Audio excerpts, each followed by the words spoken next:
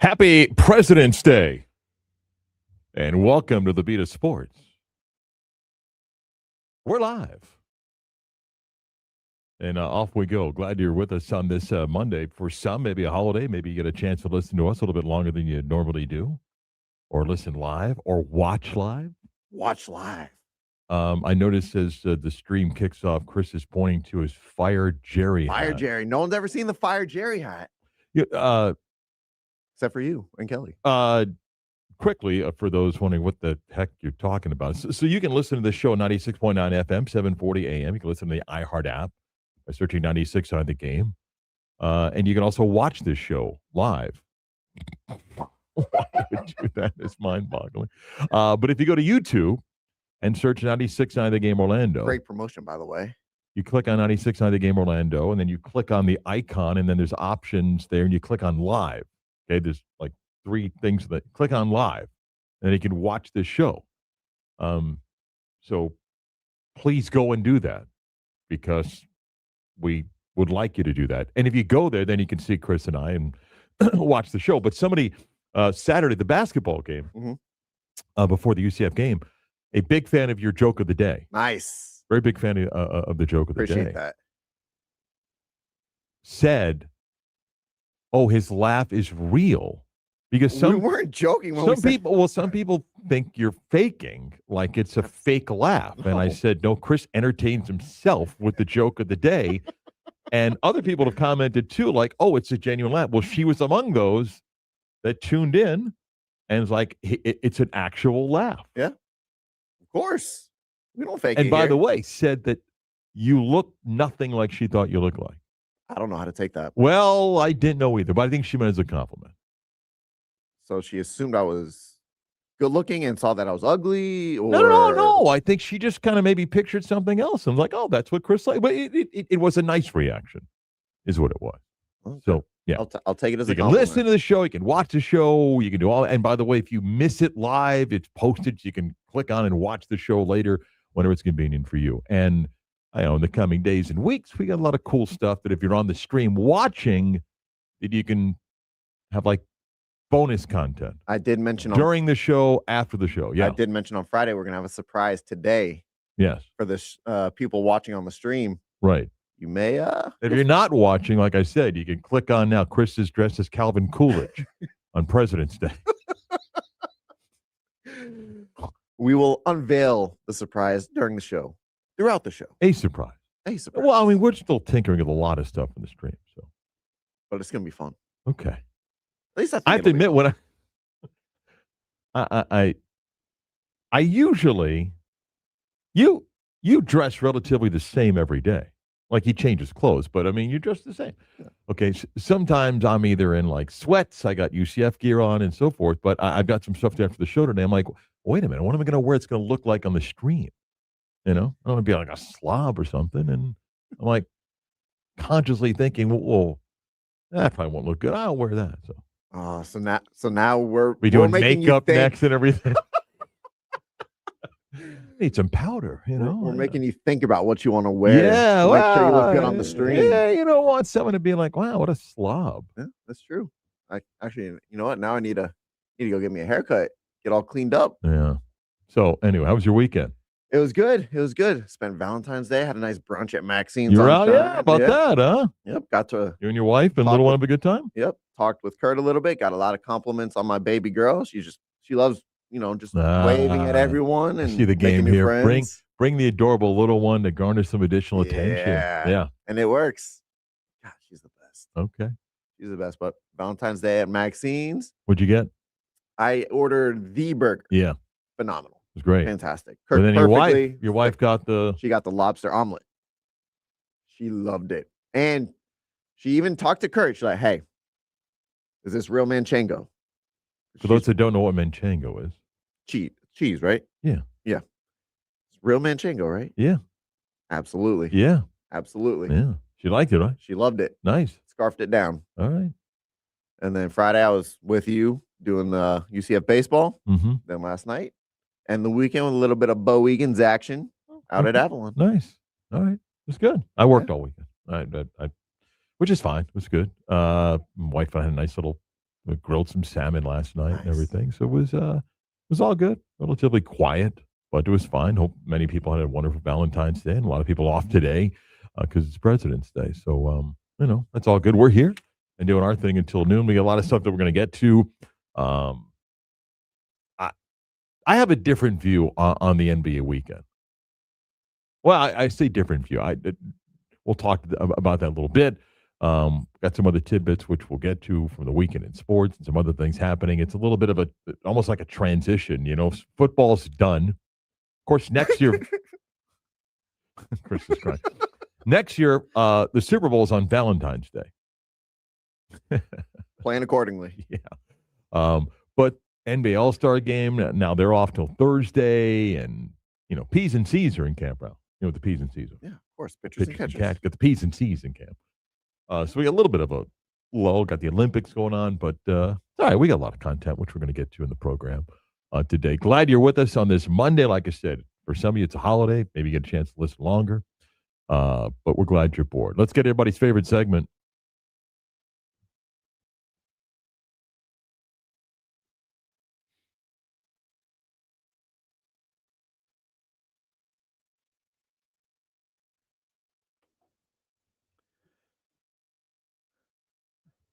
I'm so excited for this joke, Mark. Anybody watching in the stream saw Chris dancing to his theme music, the joke of the day. If that doesn't drive you, I don't know what else.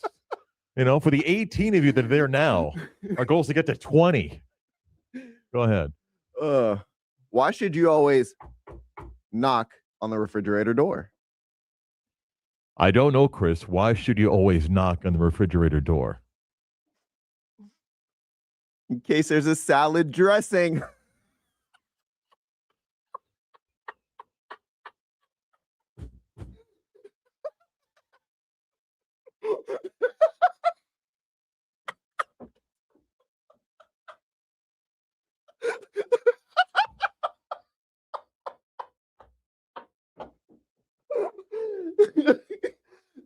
He's crying. He's literally crying. That's so great.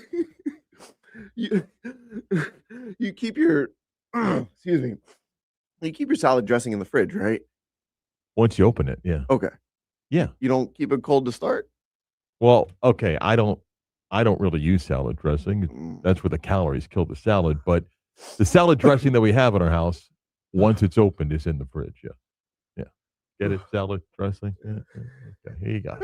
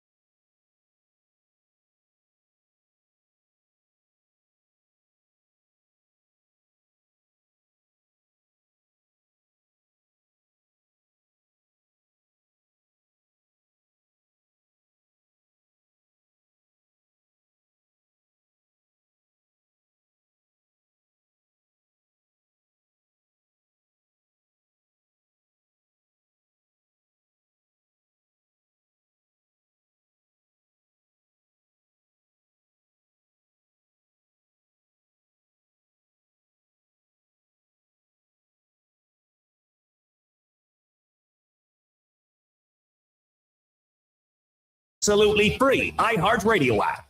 What's good, locos? This is Angel from the Monsters of the Morning on Real Radio 104.1, and you're listening to the voice of UCF, Marc Daniels, and the Beat of Sports on FM 96.9 The Game. You want real sports talk? You got it right here.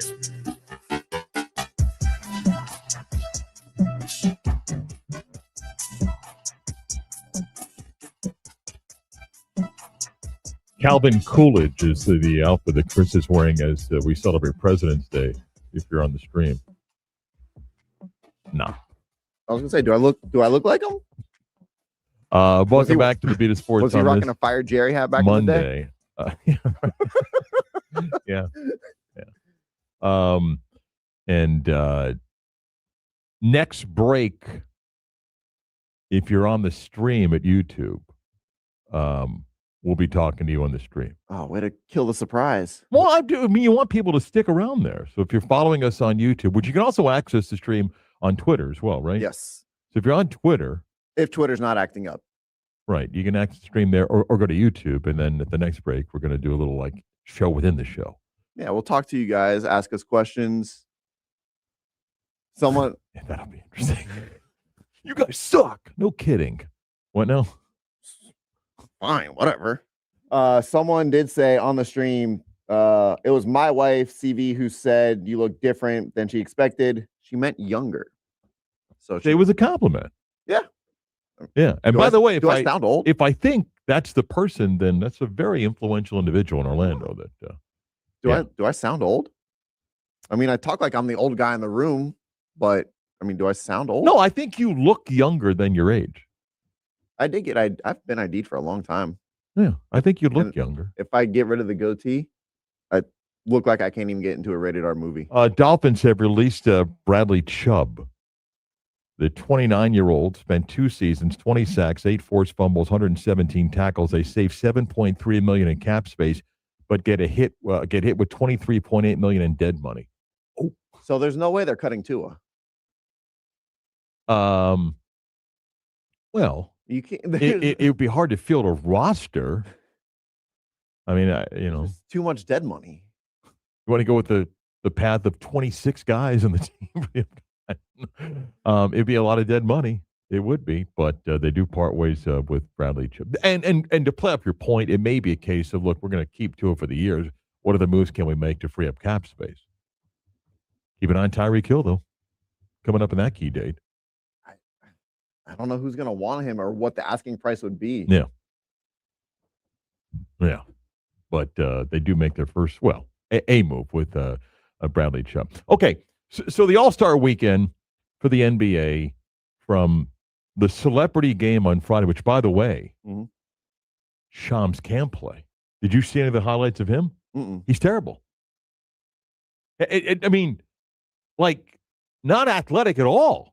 Remember, we were talking on Friday, like, if you're going to put your name out there to play in the game and be the information guy now, okay, Woj, when he did it, was older. No one expected him to be out there and balling.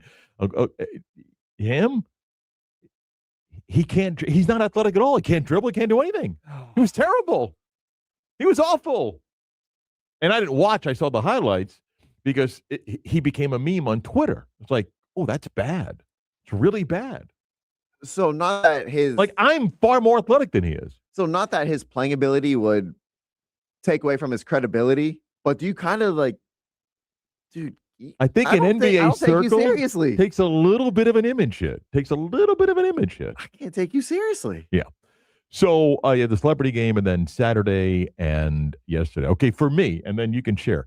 I didn't watch any Friday. I was doing baseball. Same. I watched nothing Saturday. I was doing basketball. And then I didn't watch it. Well, it was early in the day because of the Olympics and the way they were doing it. And then, in full disclosure, I did watch when I got home yesterday, worked out, and I did watch the first quarter or the first mini game, and then saw bits and pieces of the third, and then I saw bits and pieces of the last, which was, I guess, the championship, and that's the extent of what I watched. I saw the winning dunk highlight. I didn't watch anything Saturday. And then Sunday, I had, we have TVs at the bar in Avalon, so I had the game on. I watched here and there. I saw Kawhi balling out.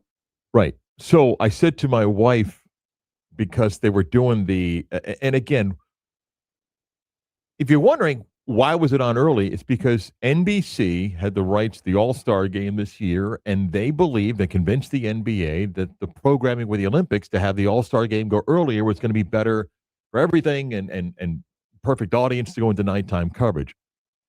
Maybe, although I'm not quite sure the nighttime audience for the Olympics, which averages in the mid to upper 60s, is exactly the NBA All-Star game audience, but whatever. That's why it was earlier. I asked my wife because they're doing the player intros, and I said, watch this and tell me if you know the format. And her first thought is, what do you mean? I go, do you understand the format? She goes, it's the East versus the West. And I said, no, watch this. Watch the introductions. They put the graphic up of what was going to happen, and she's like, I have no idea what this is. I have no idea. I go, well, they're going to do this and this and this. And she's like, why? And I'm like, well, because guys haven't cared in recent years. And she still was like, why? So, all right, Chris, this is a similar take for me the last couple of years. Okay. So this isn't like groundbreaking or anything. I have held the position for a couple of years now of both the NFL and the NBA. You can do away with the All-Star game or the Pro Bowl. The NFL, the NFL's there. Now they just need to make the decision because they buried this flag football game during Super Bowl week, and you can do away with it, and no one cares. Okay? The NBA, I understand. They will not cancel this event because it's a moneymaker for them. It is a showcase for their players. It is a marketing machine for their big sponsors, and they're not going to do away with it because there's going to be NBA cities like Orlando bidding for future games. The 2030 All-Star game, I feel very confident, is coming back to Orlando. And it's not going away. But it could go away, and it's no big deal if it did. But I think the NBA would feel defeated if that's the path that they went. So they're likely not going to do that anytime soon. And the things that I would suggest, like everybody else has suggested, if we do this, it's fine. You can come up with all sort of creative ideas. And I will say this. Yes, they did somewhat get lucky that the quarters they were playing came down to the end. But to tell me that guys show they really care a lot, now you're stretching. Okay?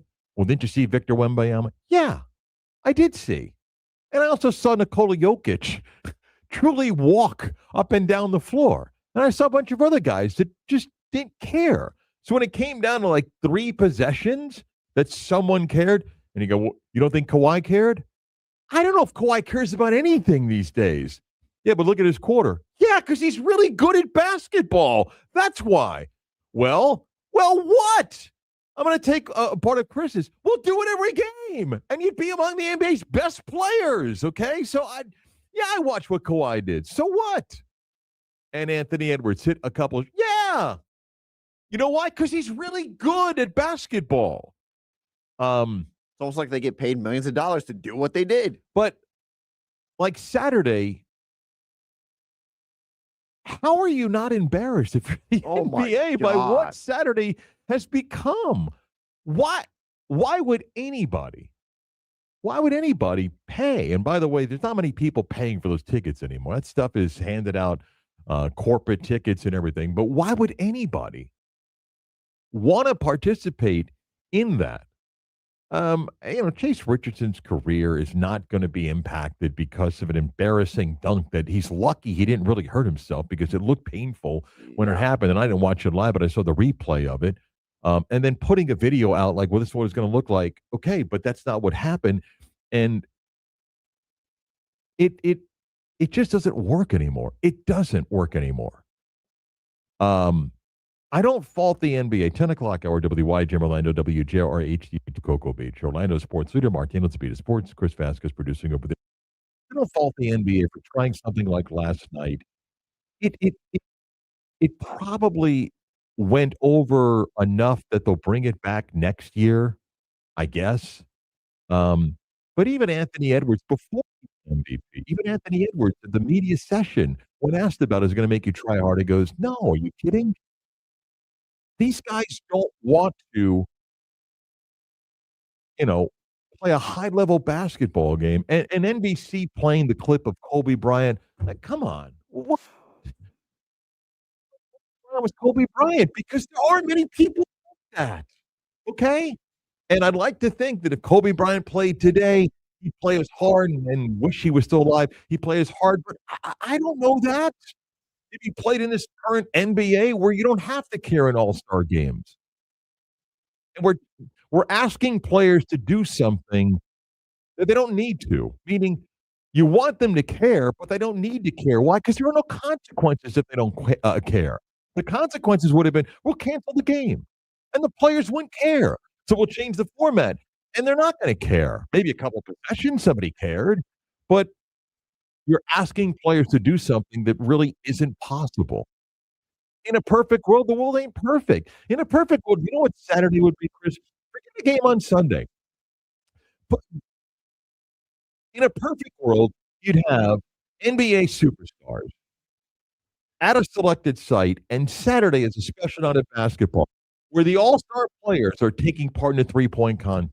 The best shooters in the NBA that happen to be voted to the all-star team, not guys that didn't make the all players that were chosen by their peers and fans to be in the all-star game will take the 5 or 6 best shooters, and they're going to do the three-point contest. And those that were selected to be in the all-star game will take 5 or 6, and they'll be part of a dunk contest. I don't care if you put more money in, whatever, but will it make them care? I don't know. I don't know.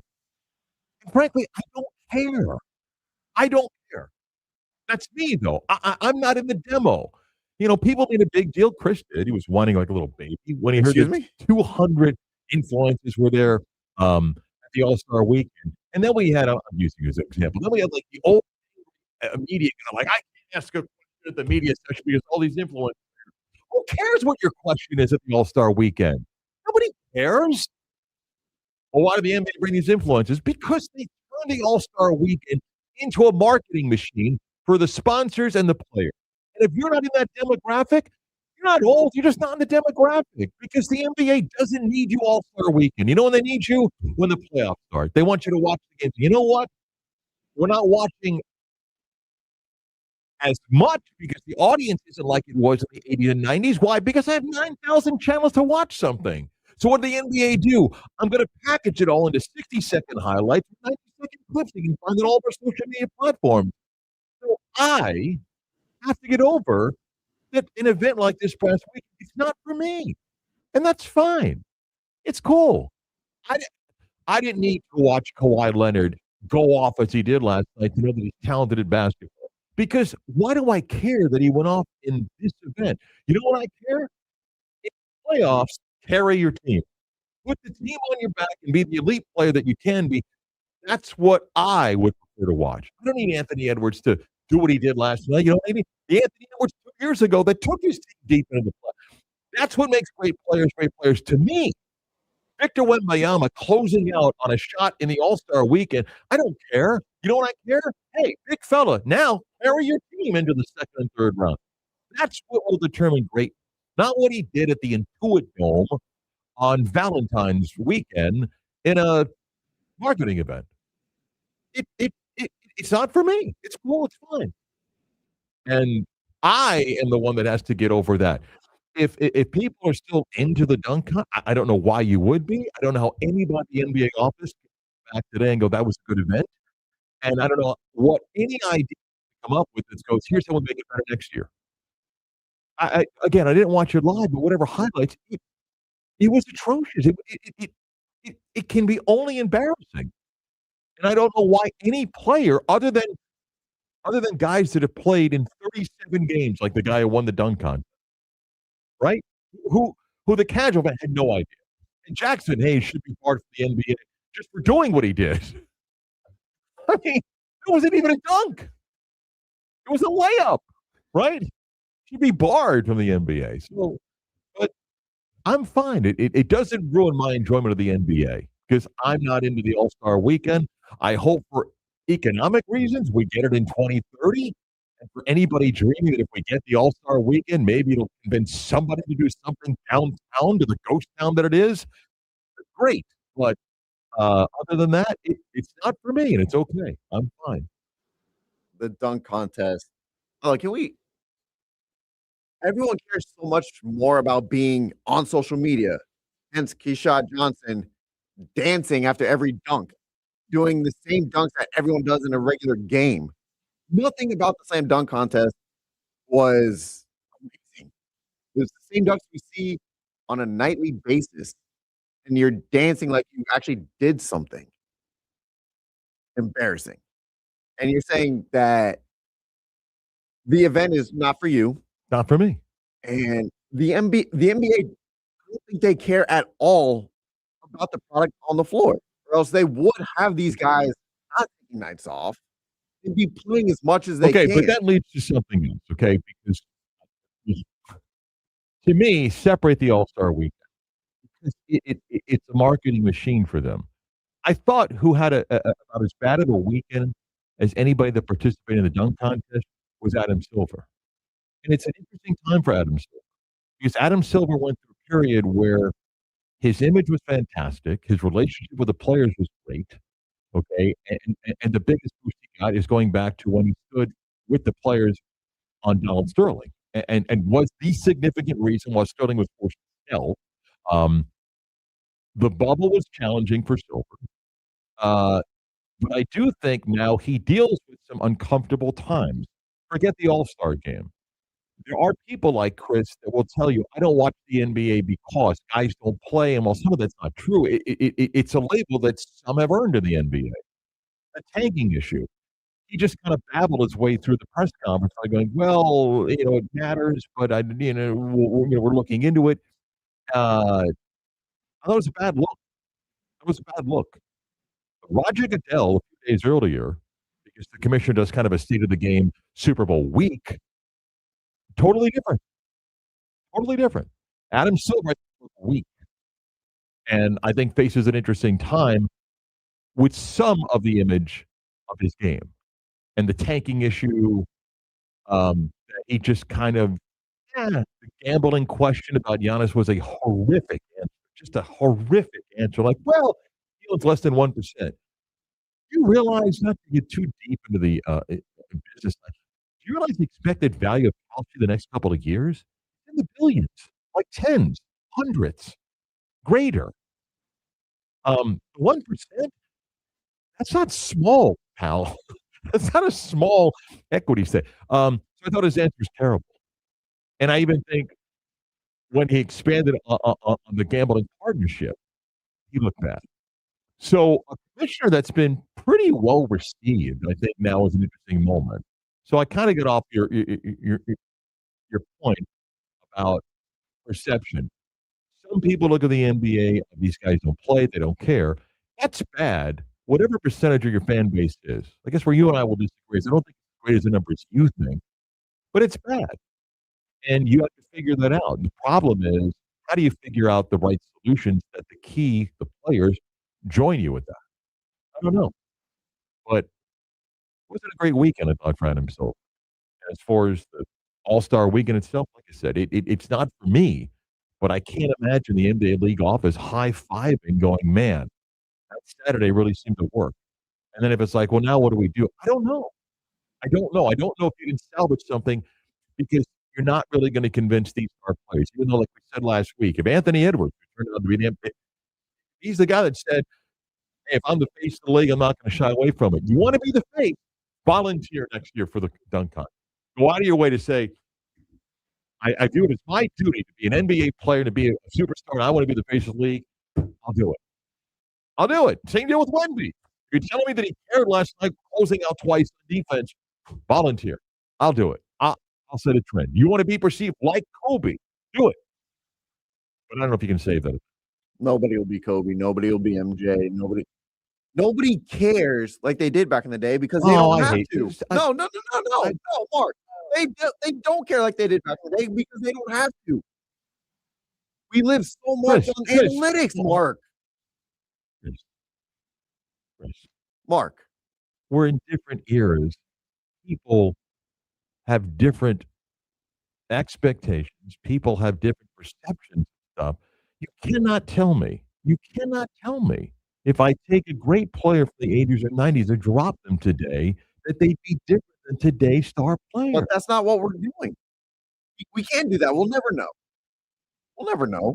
We'll never know, but I'm trying to understand why you think that some elite players don't care.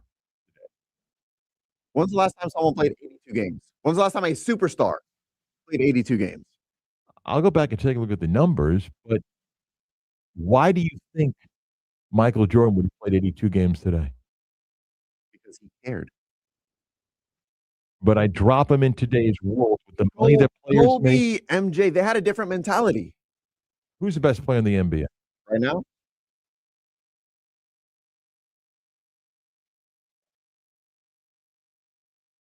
I'll still say LeBron. Okay, you don't think he cares?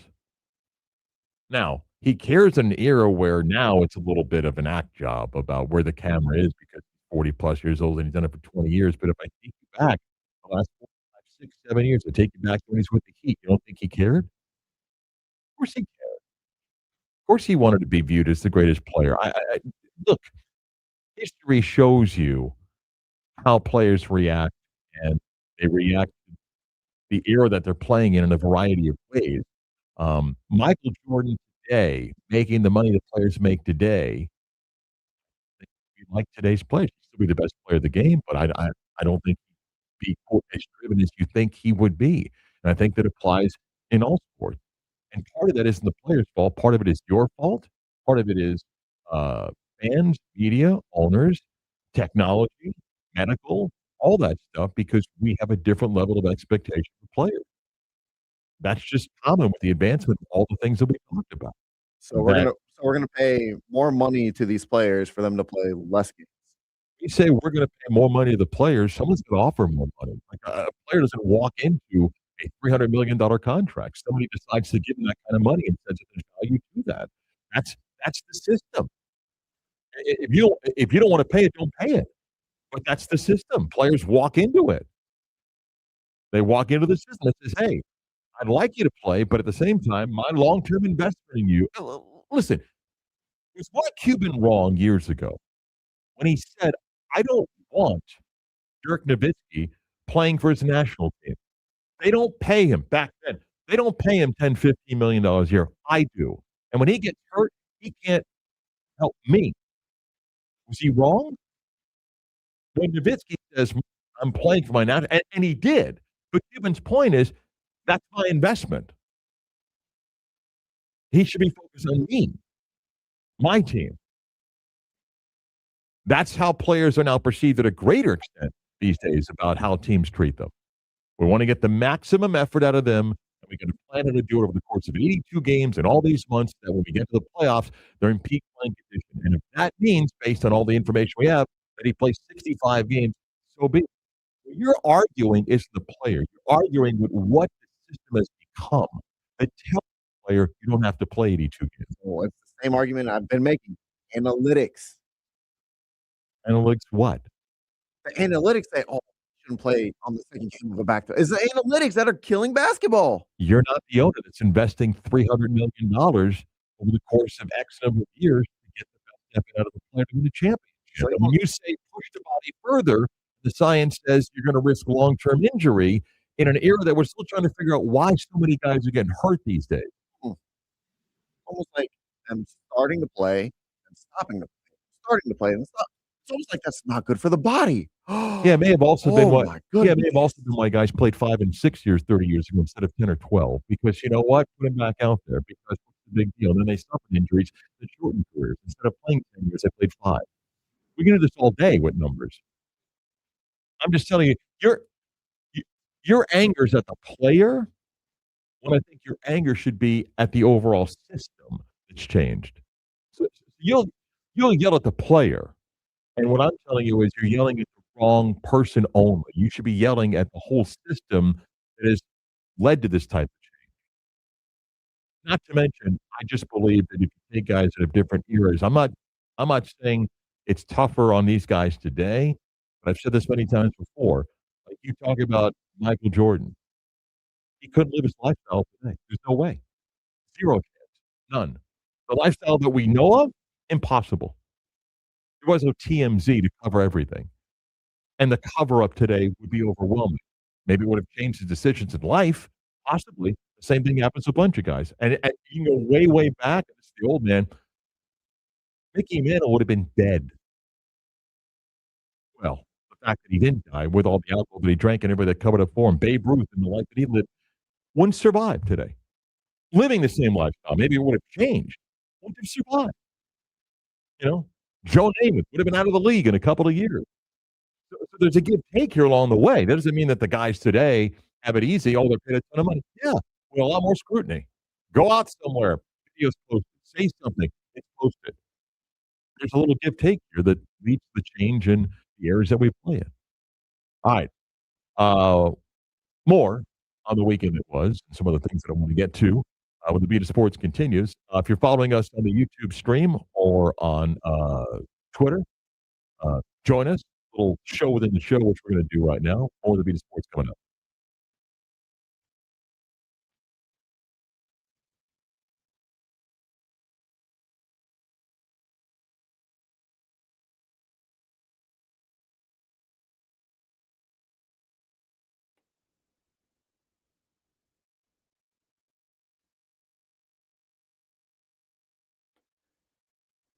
All right, let's see if this works. Okay, if you hear us during the break, tell us that you hear us during the break. Yeah. So I think we're on the stream here. We should be. Okay. I didn't mute my mic. So All right. All So right. if you're following us on the stream, you can hear us right now. It's a show within the show. awesome. Okay. Who thinks Chris was right during the last segment? Should be 100% of people. Huh? Should be 100% of people. 100% of people. 100. Okay. So I'm going to look up for you here. Okay. You talk about Michael Jordan. And Michael Jordan's career spans from 1985 to 2003. Mhm. Okay. Here's the number of times that Jordan played 82 games. Okay. 1, 2, 3, 4, 5, 6, 7, 8, 9. Proving my point. No. Listen, I don't tell you that he wasn't incredible. 9. By the way, the most amazing thing of the 9 times he played 82, he's the last year, 39 years old, he played 82 games in Washington. Tell me any player in the NBA today playing 65 games, 60 games. Well, Ridiculous. again, here, let me pick. So here's James from 2004 to 2026. I'm not quite sure he did it ever once. Once, 2018. Yeah. See, you're using that. Go see. It proves my point. I'm just telling you that he played in a completely different era. I guess current NBA players who have played 82 games. Let's see what shows up here. Thrilling stuff for those on the stream here right now. By the way, if you want, ask us anything. I think within reason. Chris Paul played 82 years in his 20th season. You played 82 years? Damn. I'm good sorry, for him. played 82 yeah. Okay. What was it? In 2024, 2025, 11 guys played 82 games. Last season, 11 guys played 82 games. Chris Paul being one of them. Jalen Green, Malik Beasley, Mikael Bridges, those are guys that played.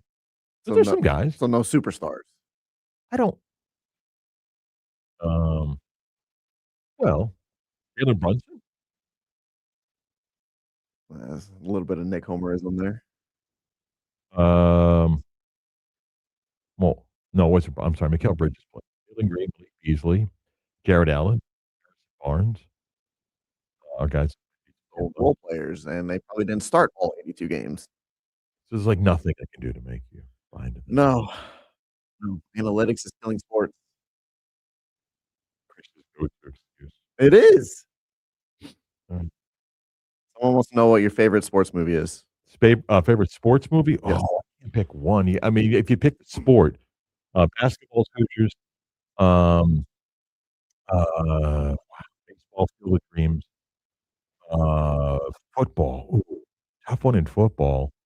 Um, hmm. Can you count movies Remember based? the Titans is really good in Can football. you count movies Any given Sunday. based off true events as like a favorite movie, like Peter Marshall? Yeah. Mm, That's not my favorite movie. I was just thinking out loud. yeah. Um, and golf Caddyshack. What That's a about good one. boxing? Uh, Southpaw. what? Is it Jake Gyllenhaal. Raging Bull? It's the greatest boxing movie ever. Never saw it. You never saw Raging Bull? No. I'm not a big You've movie. I'm never not seen Scott Raging? Harris. Okay. I'm not a big movie guy. Raging Bull. And Rocky 1's a phenomenal. Even Rocky 2 after that, I got a little carried away. Only got what, Rocky 12 now or something? Kinda like the Fast and Furious franchise. Don't get me started. The minute he starts pushing nuclear missiles on ice, you're like, okay.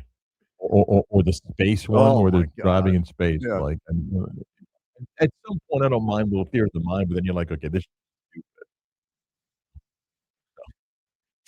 What else we got here? Did Mark eat the food at the baseball game? The chicken drumsticks and Mexican rice. So I did not have the drumstick. I did have salad. I had a little bit of white rice with the beans, and the little corn dish was pretty good. I didn't have much, but I did not eat the drumstick. For me, it did not look appetizing. Mm, Somebody saw me get the food, huh? Wow, apparently. man, you can't pull anything off on the audience. Nope. Yeah, They're smart. yeah, a little bit more salad, but not the drumstick. Yeah, looked a little bit undercooked to me. Not saying it was, but to me, it looked Someone wants to know what's the most quoted sports movie? Caddyshack. Has to be. Man, you came up with that fast. It would have to be. Whoever sent that question, if I'm wrong, what other sports movie is the most quoted? I'm sure we're leaving out a ton of movies. Like, for whatever reason, people are annoyed by Rudy. I wasn't bothered by Rudy. It Mark always says Dante was the most fun UCF football player to watch. was Dante Culpepper is the greatest athlete at UCF.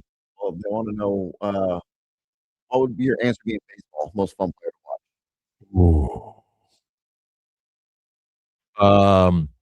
Think about that. D. Brown, who was football player, baseball player, was the strongest player I've ever seen play baseball. Nobody hit a line drive like D. Brown. A lot of fun baseball player. Eric Riggs was a two-sport guy, played basketball and baseball. Brown hit the hardest ball. But a lot of great guys. Chris Duffy was phenomenal. I enjoyed Chris throughout his career. It's really exciting. Julian Lodis, the UCF shortstop, he's really, really good. He's only played 3 games. He's going to earn himself a position among all-time greats. Hopefully, he stays around. All right, we got to go back to the radio. Come back in 20 seconds. We'll talk to y'all in a minute.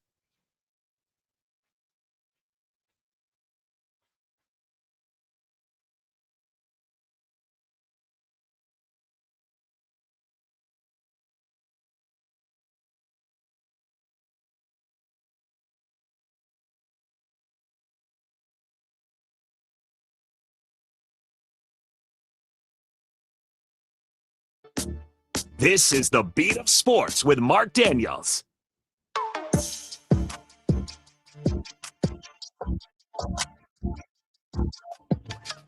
I never heard such language by someone during a segment like Chris just did on the screen. I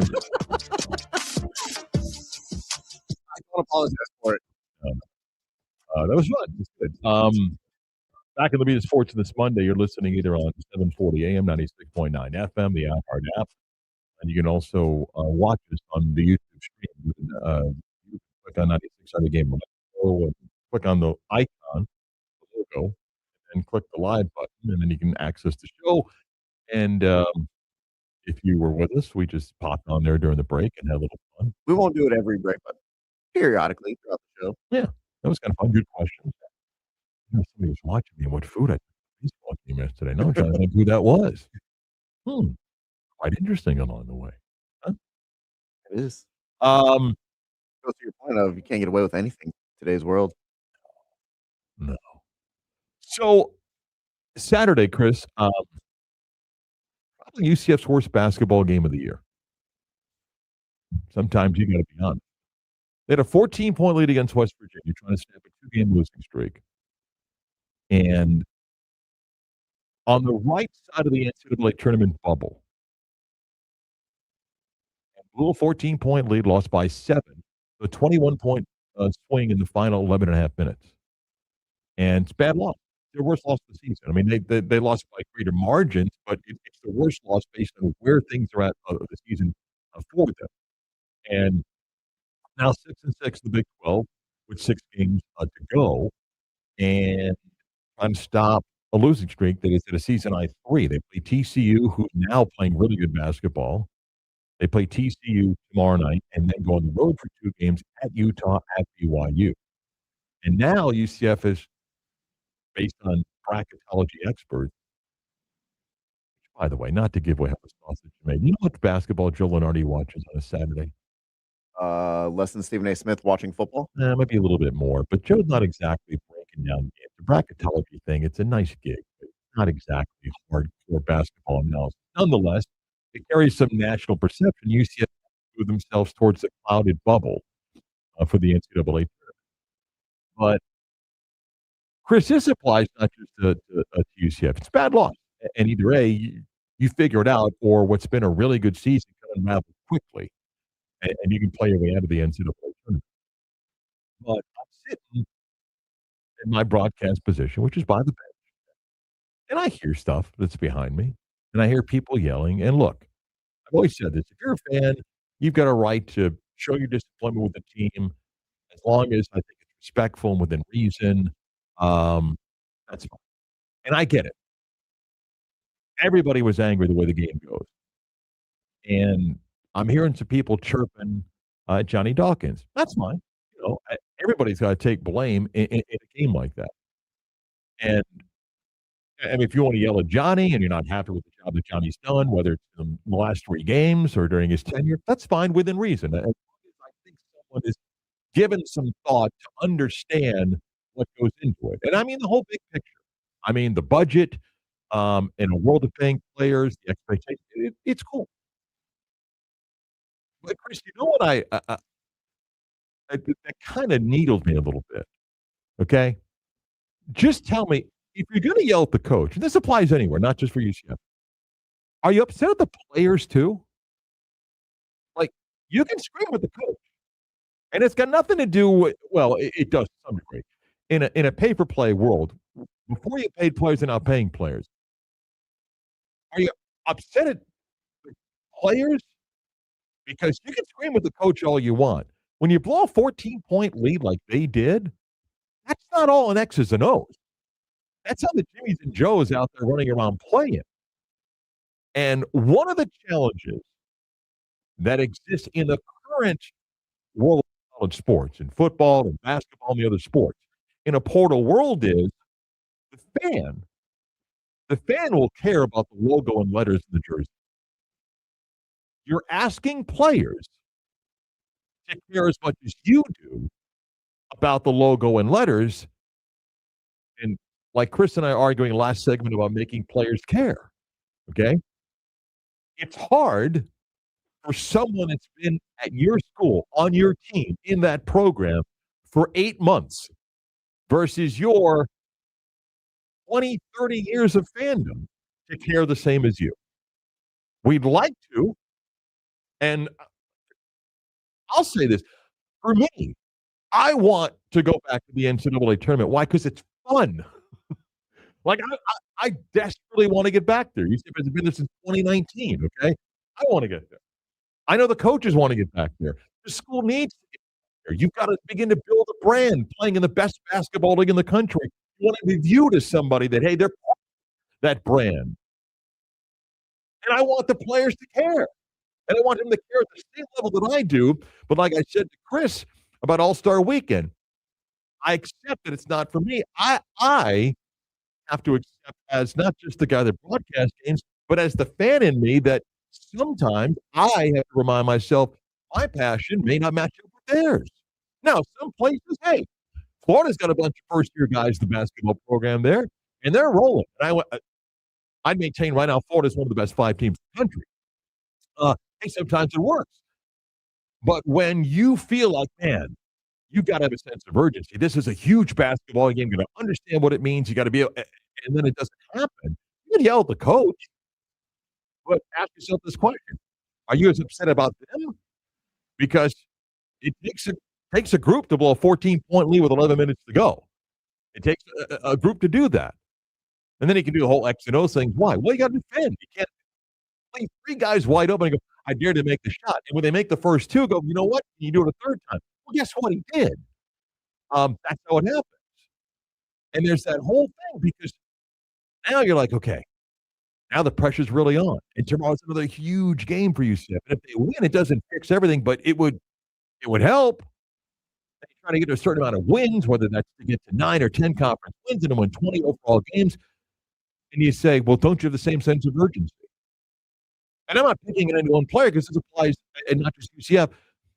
So you're asking a guy that's on his 3rd or 4th school in 3 or 4 years to be as passionate as you. You kind of see where that maybe sometimes doesn't work. Now, you have to accept that the portal's not going anywhere. Whatever we're creating in college sports these days may get some guardrails or guidelines in the next couple of years. I don't know, but that's hard. A player comes into your program in the spring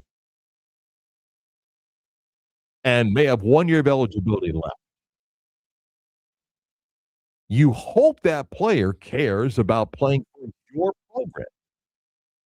When the reality is, in most cases, and again, this is just about UCF, that player's chosen your school for what reason?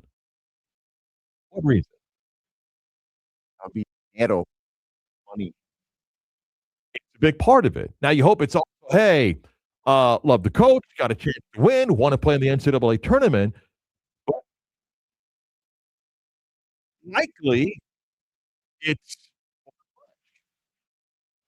and in 6 to 8 months, you think that player now has the same hunger as you, the same passion, the same care? It's hard. It's hard. So,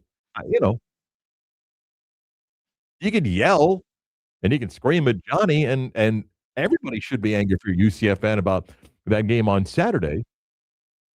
But they got to care. Like, they got 6 games left, all in front of them. I mean, you can make an argument they could win all 6 left in the schedule. They could lose all 6. They might need to win 3 or 4. And you're saying, man, you got a sense of urgency tomorrow night. You know, but you're also in this world of, I got a bunch of guys that have been here for 6, 8 months. I got a fan base thirsting to get back to the NCAA tournament, and you're trying to align the passion to do something. Not easy. It's part of what is modern day college sports. And the same thing applies in football. Okay, you're fighting a team transfer portal, bring in a bunch of guys. How many years left? He's got 1. All right, he's going to care like I do. That's hard, man. That's hard. Winning fixes a lot. When you win, everybody's feeling good. Yeah. It's when you find the adversity moments where it's like, okay, now it's tough. Now you got to fight through it to get to the things that you want to accomplish. Then you kind of find out, come on. And then someone's like, yeah, man, I got you. Kind of the game. You're like, you care? Yeah. I care. I've been here 6 months, but I care. Yeah. How long you been here? Oh, 25 years. Oh, you probably have a little bit different feel, right? Yeah. Oh, I got you. No, you know what I'm saying, right? It's more on fans understanding. Like I say, also with the Magic, it's not a transfer portal world, but we want to think those guys play for the city. I'm not saying that there aren't some that do that settle here, understand what it would mean. But if you got guys that just kind of came here elsewhere for the first 8 years of their career. They don't have any passion for your town. They want to win, but yeah. It's tough to get these guys, again, like you mentioned, to care the way that you wanna care, and we do seem to forget that. I've been a Cowboys fan my whole life. Someone who just signed with Dallas, I'll use George Pickens as an example. He's not gonna care the same way that I do being Or a even as Dak Prescott, whose entire career has been in Dallas. Like or dislike him. I mean, he's been there now for a decade. Mhm. It's just different, you know? I mean, in this state next year, just in this state next year for quarterbacks, okay, at the Power 4 programs, all 4 starting quarterbacks came from someplace else, right? And every fan base would say, "Man, they're our guy. They're our guy." And you hope that they have that sort of pride, but they're all 4 guys that came from someplace else to play. Okay? Winning makes it all well, but otherwise, you're like, "Come on, don't you feel like I do?" Yeah, it's cool, kinda fun, you know? Sure. The money's good, but yeah, it's kinda fun. All comes down to money. More of the Beat of Sports next.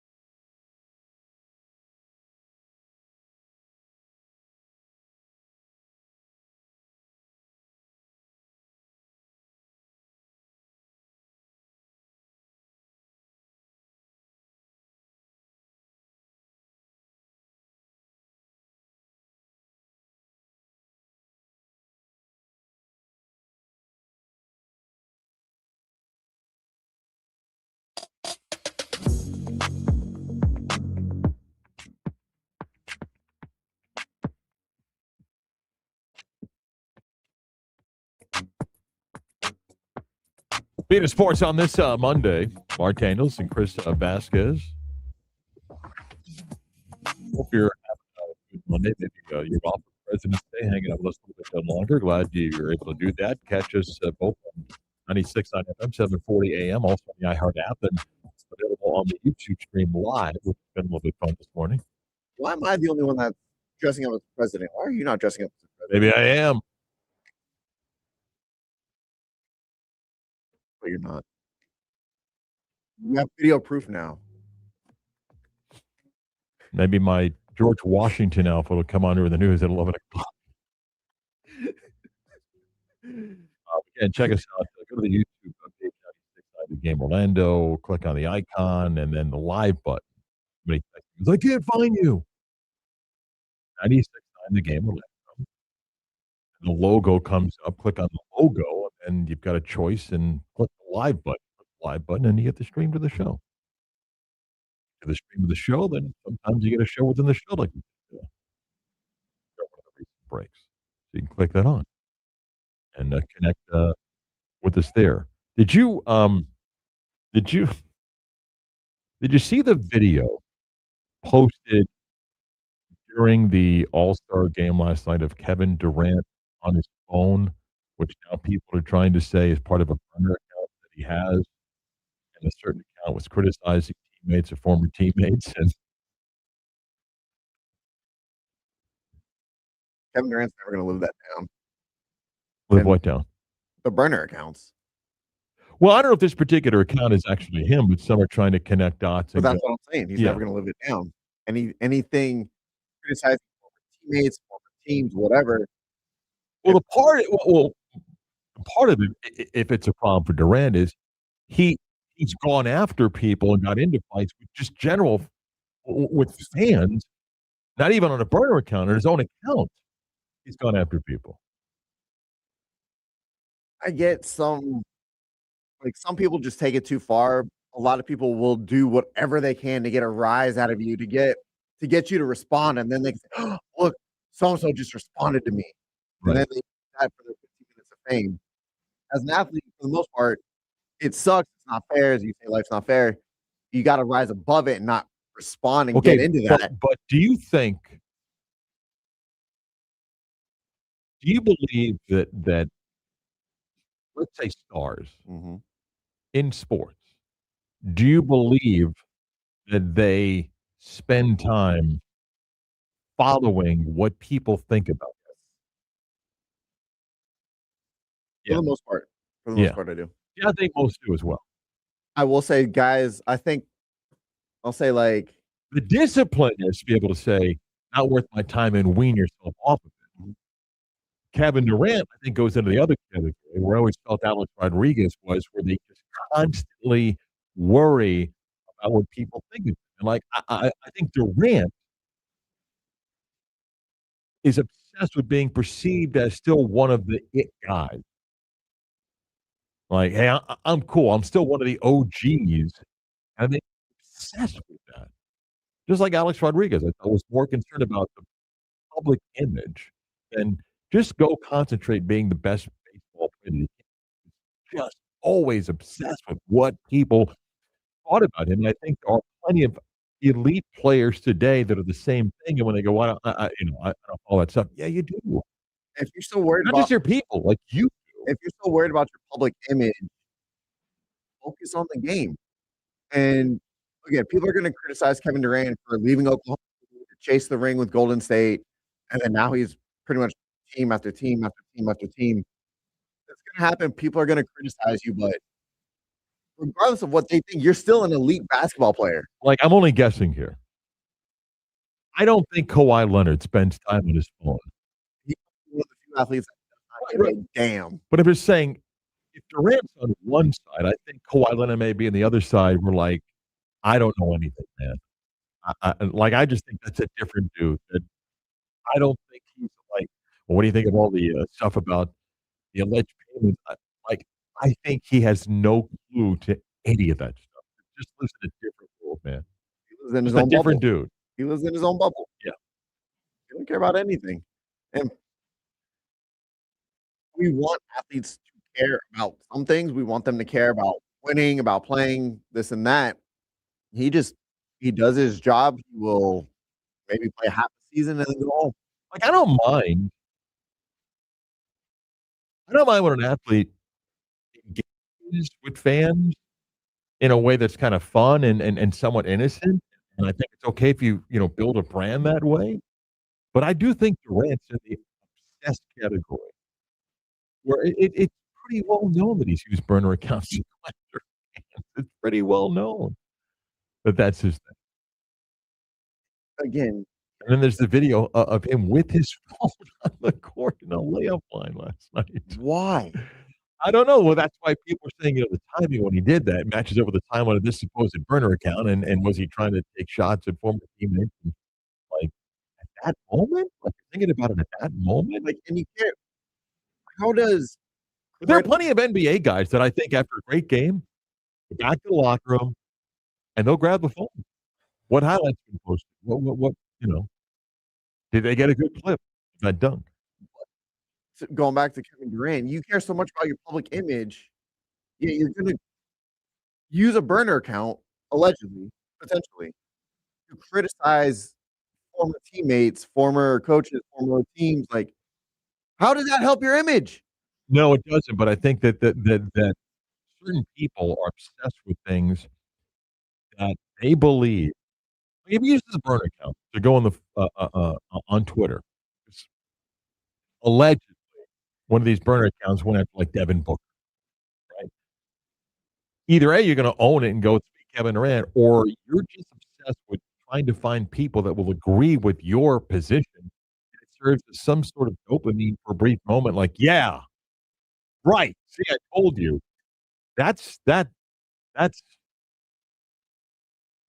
a behavior thing. The obsession we've got with running straight to social media, running straight to post something, Right. putting the phone in front of your face, taking a video. Yeah. Yeah. Yeah. For what? Yeah. For what? How many times, though, Chris, the last couple of years do you see the footage minutes after an NFL game where some player feels like, I've got to record this live as the coach is giving that Why? because it's an obsession. Well, listen, you have to be an NFL or an NBA player. People are obsessed with, please like me, about followers, about clicks, about likes. Just because you make 10, 20, 30 million a year doesn't mean you have this a different obsession as some people. They love it. Love it. That's fine. Hire teams to handle the social media to do it.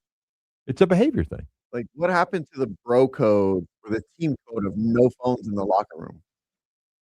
Well, I think the overwhelming majority of players follow that. It's a few people. Like the day that Antonio Brown did that in the Pittsburgh Lions, you think he cared about anybody else the time that he was doing that? He cared about anybody else the time he was doing that? Right. Yeah. Yeah. Well, it's a look at me thing. Of course it is. But Kevin, think about Durant. Durant will go down as one of the NBA's greatest scorers. Whenever he's done playing, he'll be one of the NBA's greatest scorers. And then it's going to be and ... And he, was chasing championships and all these teams, and what did he have to show for it? ... And apparently had burner accounts. He was out there ripping other players. I mean, that's going to be part of him, right? Yeah, no, that's the legacy of Kevin Durant. And can you imagine when he retires and he's got no one praising his game? What he would be like? Well, again, I think his basketball career is going to go down as one of the great scorers, but he clearly is someone that is constantly obsessed. Please like me, please like me, please like me. And if you don't like me, then here's what I'll do to make sure that But by the way, I you do like. won't say it. It won't come from me directly. It'll come from one of my burner accounts. I won't say it to you directly. Like, I don't know. Do you know of any other NBA player that's known for burner accounts? I'm sure there's been some. No. I'm but sure I there don't are. know But no. off the top of my head. But part of his reputation is burner Yeah. account. Like, I don't know if another NBA player, they go, oh, yeah, he's known for burner account. Durant has this reputation. of having burner accounts, as well as just using his actual Twitter account to go after people. Yeah, I'm not. Kevin Durant just No, he's the Yeah. one that has the reputation. Yeah. Yeah. Yeah. All right, 11 o'clock hour kicks off the news next.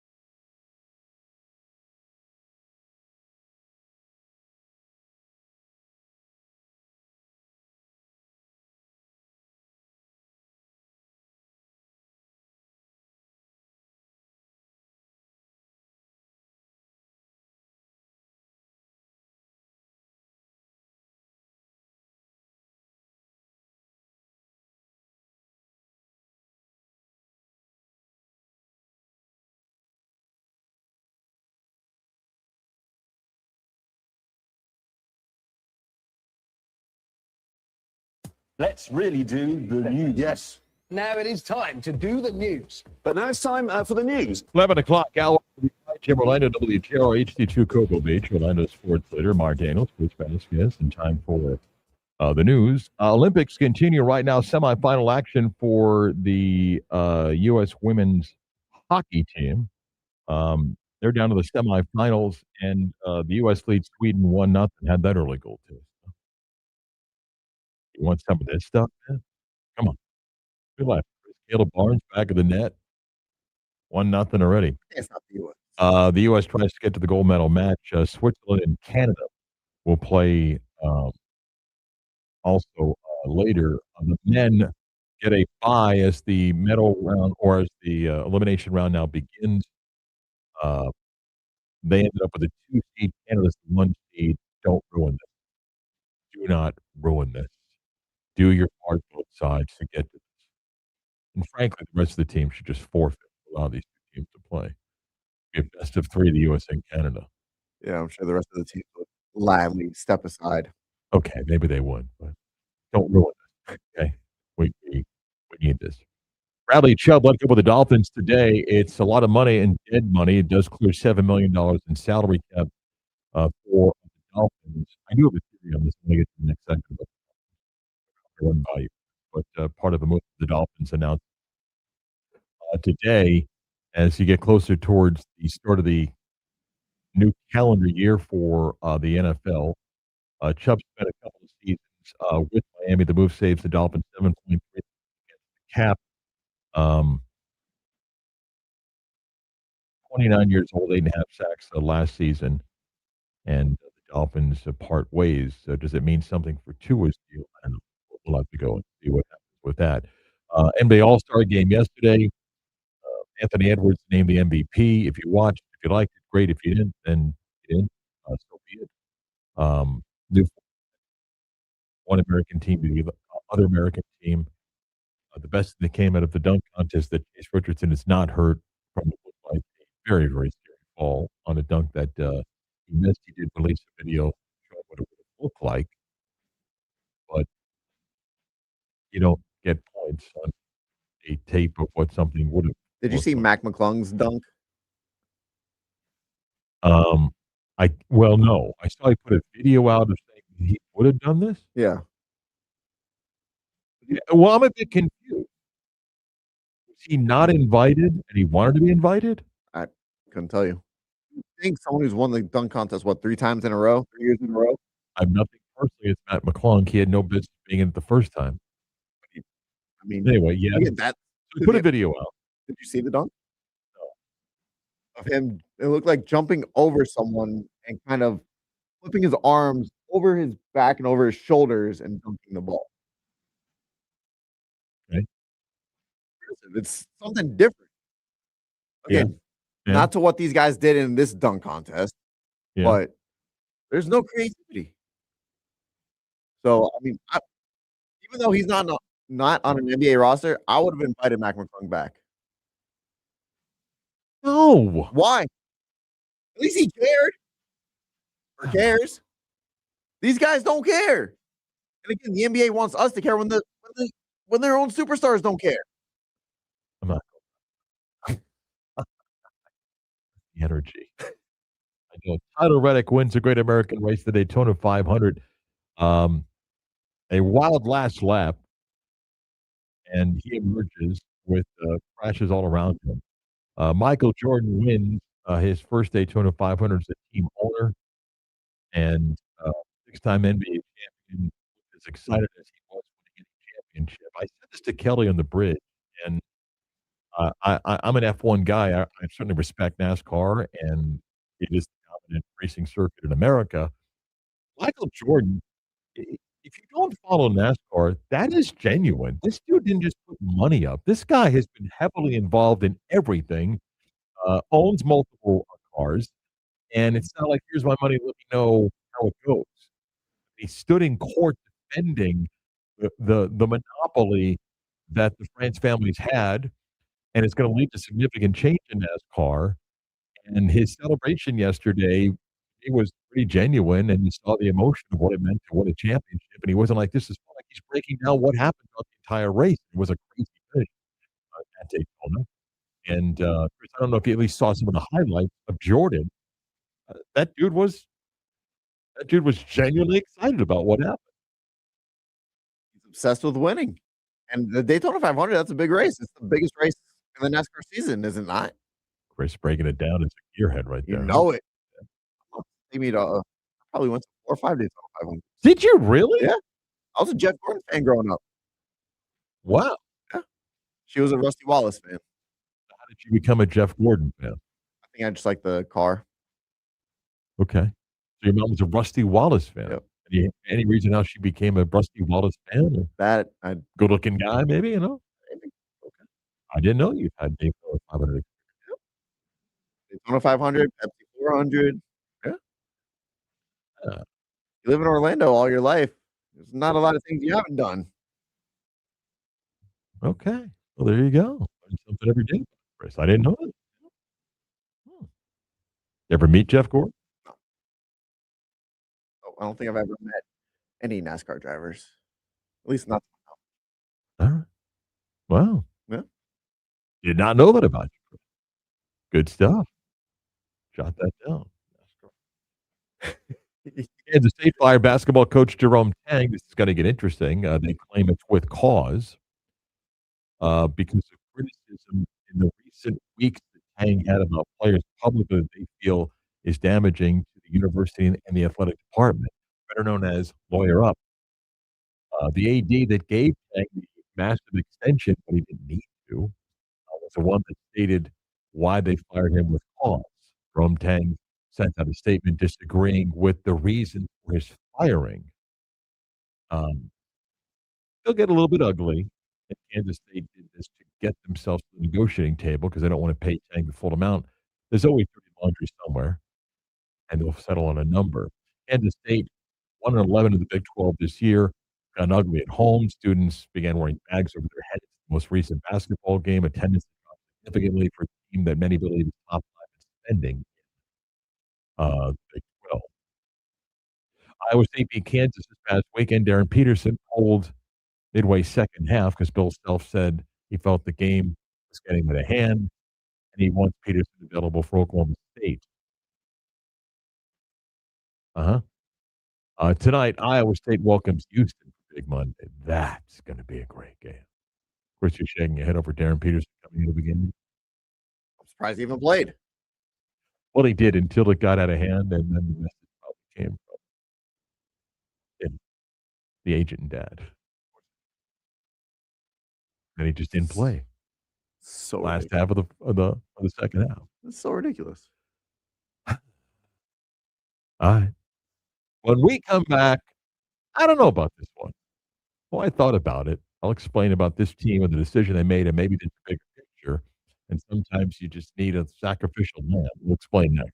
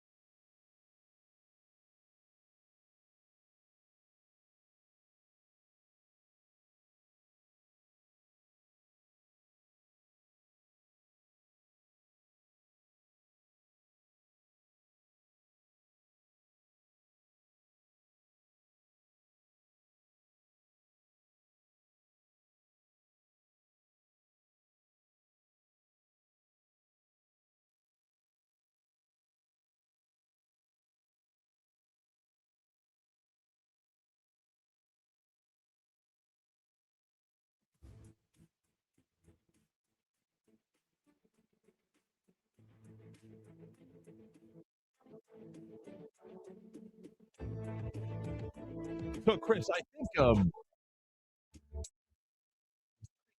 today are as fortunate as ever, have access to more information than ever. To either A, have an educated opinion or just be crazy. You can always find somebody that is as out there as you if you want. But sometimes the fan base recognizes something that's real for them. And I think one team in our state and its fan either A understands or is about to understand. And I'll run it by you and tell me if you agree. Um, Back when the magic began what became a decade plus of rebuild, it was pretty evident that that was coming the day that the whole Dwight thing took place. Rob Henning came in at the time, he was the young wizard and so forth, and he was handed the assignment to trade Dwight Howard, okay?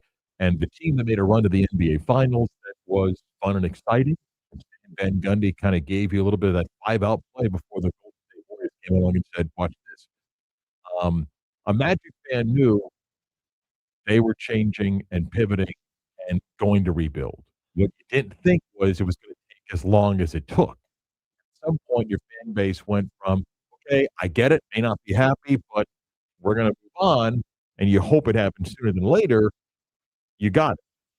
And a fan base recognizes that. Now, they'll be patient just for so long, but at some point, they're like, "Okay." What you can't do is you keep pressing reset during the rebuild, and when you do it a second or a third time, that's when your fan base gets really, really angry with. Chris, I think the Miami Dolphin fan base, that they don't realize, they need to realize there's a major rebuild about to take place. And that's hard because it's been a while since the team has won a playoff game, better known as a quarter century. And if you look at what the Dolphins tried to do the last few years with Mike McDaniel and Chris Greer's GM, it was we're going to kind of portal it, to use a college analogy, by we're just gonna bring in guys. We're gonna bring in guys and we'll put the mix together and boy, genius will, figure it out. And it didn't work. It didn't work because the quarterback wasn't healthy. It didn't work because other guys they brought in didn't pan out. Different free agent offensive linemen and other position players. And Chris, look at what the Dolphins did. Mike McDaniel's gone, Chris Greer's gone. The Dolphins have hired a new GM that has his fingerprints to put all over the place. He brought in his coach that he knew from Green Bay. There's 6 guys that worked at the Packers. They're now part of Jeff Hafley's staff. The decision on Bradley Chubb happens today. It is expected that Tyreek Hill is also going to be done with Miami. You can question, could they find nothing for Bradley Chubb? Could they find nothing for Tyreek Hill? But the Dolphins are beginning to purge a roster of players. They're going to take a significant step back. And this is what Miami's about to become. I can chime in and agree or disagree. They're going to, quote, emphasize building through the draft, ridding themselves of contracts that are anchors, signing short-term guys to plug into positions because you have to fill the team, okay? And they're going to do a massive rebuild. That may not sit well with a fan base that has, for a quarter century, gone without a playoff win.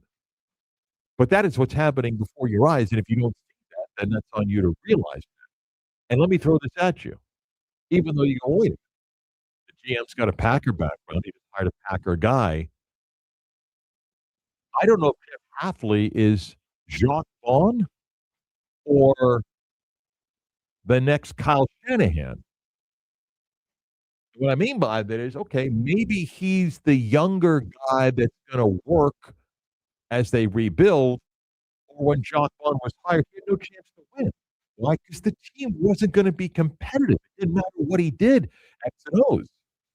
And sometimes organizations need, maybe bad analogy, the sacrificial lamb. Why? Someone's gotta coach the team. And when a GM knows this is gotta be a massive rebuild, Chris, when the Dolphins went searching for a head coach, right? And we kind of went through Stephen Ross knows the Harbaugh family. Maybe we, get John Harbaugh. Well, what if Stephen Ross, despite his age, was convinced by those around him the cap numbers don't work. We're in a tough spot. We're not going to be able to piecemeal this. We can't just go get the next group of free agents. We can't do it. We're going to have to blow it up. We're going to have to rebuild. Well, isn't that going to take away some real experienced names to be the head coach? Because it probably. All right, what do we do? I'll find the right guy. Okay. I don't know about Jeff Hafley's ability to be a great coach in the NFL, and Chris, it may be very unfair. He was at Boston College. He was a sub-500 coach. He was coach at BC. First year was a COVID year. You can say, hey, everybody gets back. He was 6-5, 6-6, 3-9, 7-6. He left. He left to take the job with the Packers. Hey, smart move in the transfer portal world with the money, or maybe he's like, I'm probably going to get fired, so I'll move now on my own to take the job with the Packers, rather than deal with either a year that I probably won't want to get fired. So I'll save the image hit and I'll go to Green Bay. There's nothing that indicates Jeff Hafley is going to be a great head coach. Again, he was sub 500 at Boston College. If the Dolphins are rebuilding and you're watching before your eyes, if you're a Miami fan, what appears to be we gotta rid ourselves of these contracts. Either A, we're gonna keep the Tua because it's financially better, or we're gonna eat it, and we're gonna piecemeal this. We're just gonna build through the draft. We're gonna try to acquire assets. We're gonna need some guys. We have to sign some other second, third tier players. This is a rebuild. There's no other way to look at it as a massive rebuild for Miami, and you need someone to coach the team. And maybe the guy that they hired is the guy that has to coach the team for a couple of years. So that if we're going to be ready, and maybe in the NFL you can rebuild quickly, but maybe if it takes 2 to 3 years, I don't know if he's going to be the guy whenever the Dolphins are close.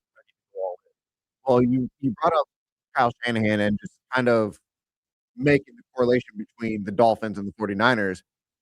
When the 49ers hired Kyle Shanahan, they didn't have a GM. They brought in John Lynch, gave him 6-year contracts. Yeah. They were patient. First 2 years, they sucked.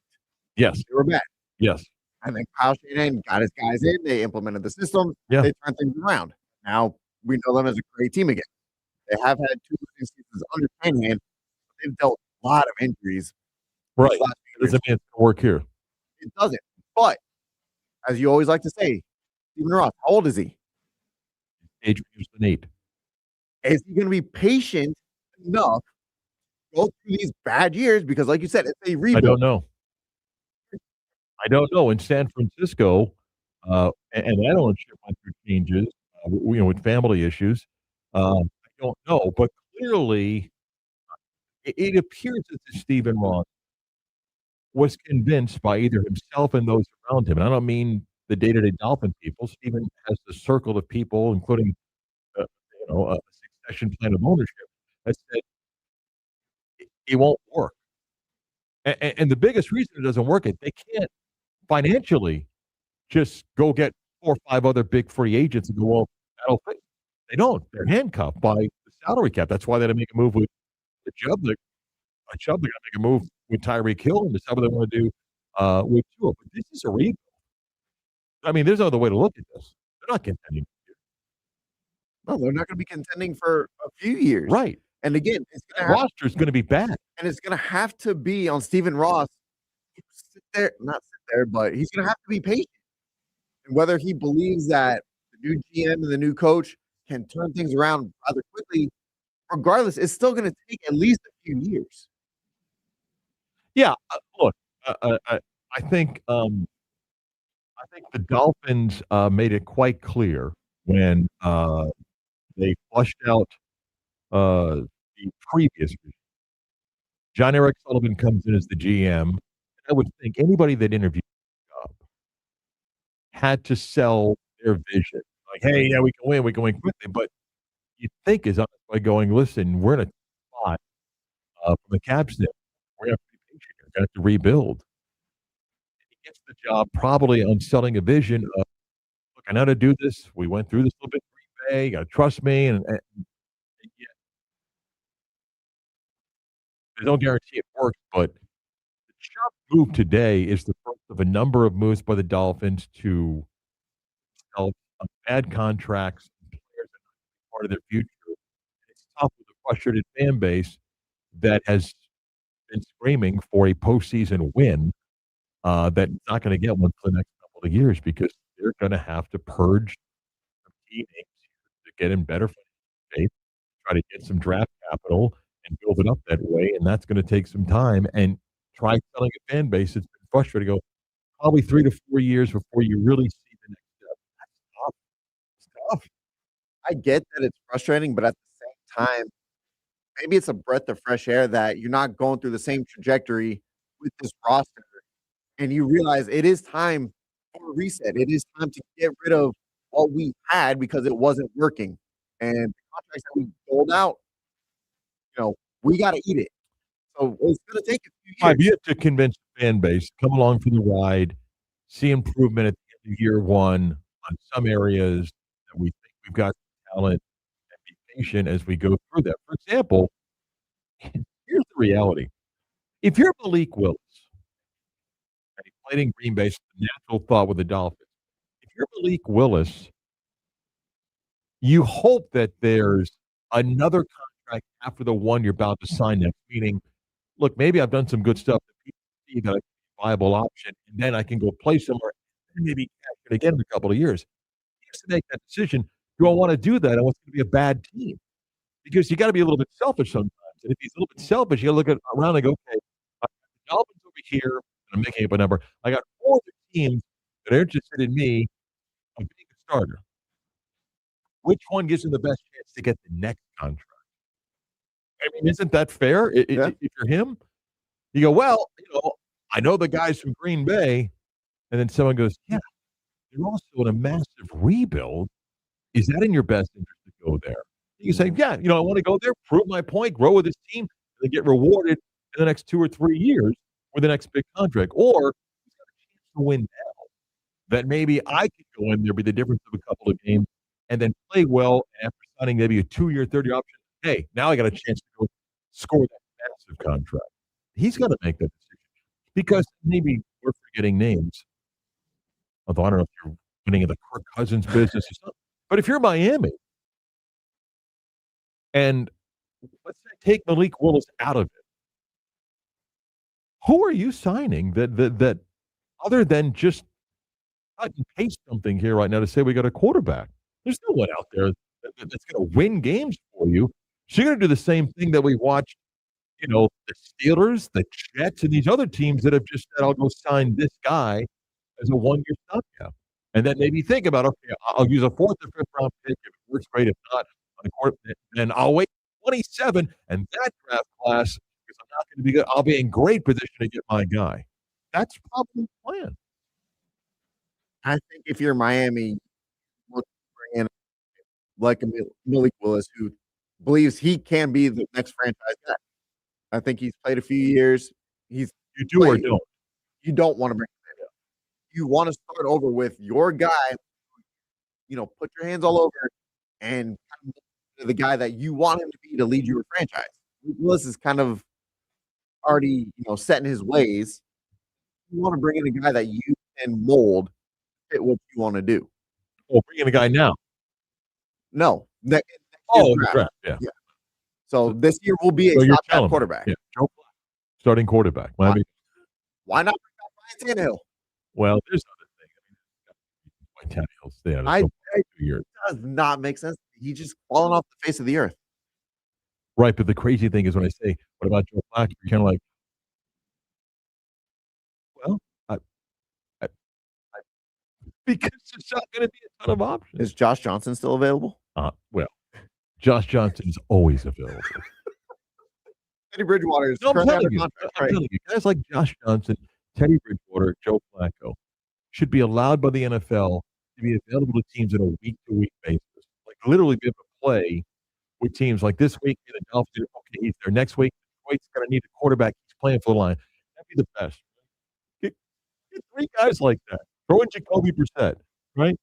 Get like the 3, 4 veterans like Who do you need? He'll be there next week, no problem. Yeah. Can't play more than 2 weeks at a time with the same team. Rotate to other teams. That'd be great. Be awesome. Yeah. Like Jacoby Brissett's playing a Sunday night game for the Rams because Stafford got hurt, and the Panthers know he's coming next week to play for them. That would be great. But back to Miami, no. When your fan base either has to be reminded, shook to go, "Wake up," and it's a multi-year deal. It's hard. It's hard for a fan base to realize this is the world that we're now in. I mean, you want to win every year because as a fan, there's a reason why we choose to be You want some breaking news? passionate about the team. Yeah, what do you got? Tyreek Hill release.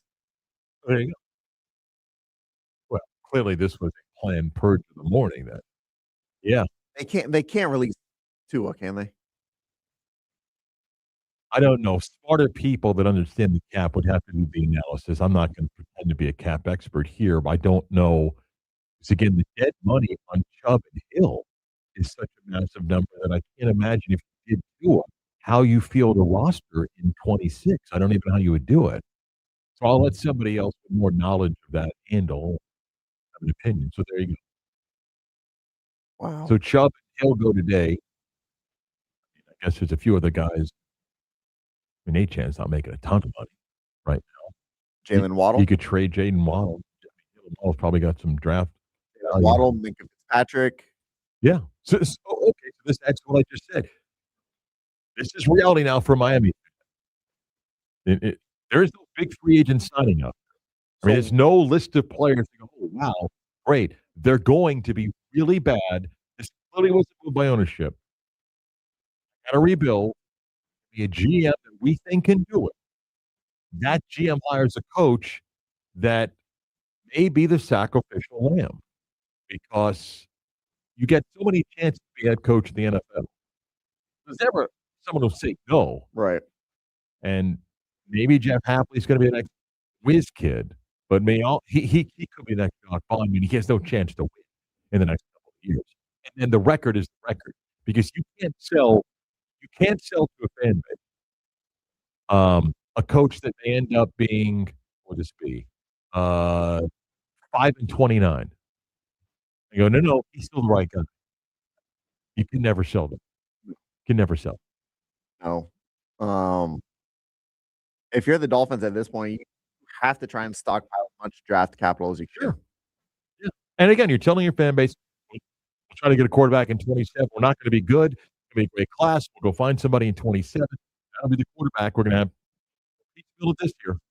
So again, is it Quinn Ewers starting for Miami, or is it going to be Tua? Oh, my guess today is that Quinn Ewers will stay on the roster, and they'll go add some veteran guy, and that's what they're going to do. Why add a veteran? Again, you're going to be bad. Why spend money, even if it's just a 1-year deal? I think I'd be stunned if Tua is an option to play for them. He may be there the whole year, but I'd be stunned. So. But the rebuild is clearly started for Miami, and they decided that this is Black Monday. Sports to just get rid of people. Yeah. Yeah. All right. Back more to be a sports net.